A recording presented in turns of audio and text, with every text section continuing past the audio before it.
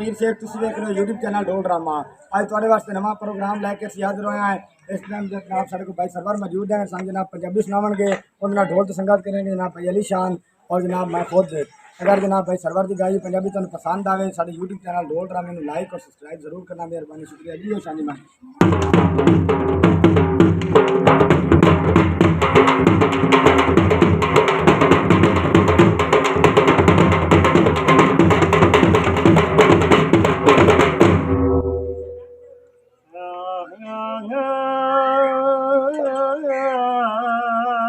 ढोलना रुत्ती वलियां ते सजण नहीं वल्ले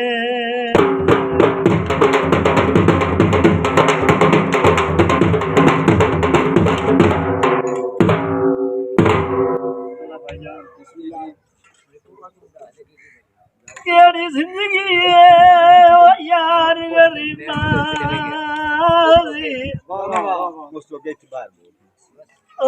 केड़ी जिंदगी है यार गरीबां दी धक्के दार खाने आवतना गुरबत दे तेज तूफाना विच ओ यार कदम दे ढन आवत थक पवनाई जार दे विच थक पवे जार दे सफरां तू जा जा वतना दुख सतान देख जार फकीर मियां ओसी वाट के सन वतना लाज पाली कम माया कम माया आपदा सुखी वसना दुखी मेरा है राम माया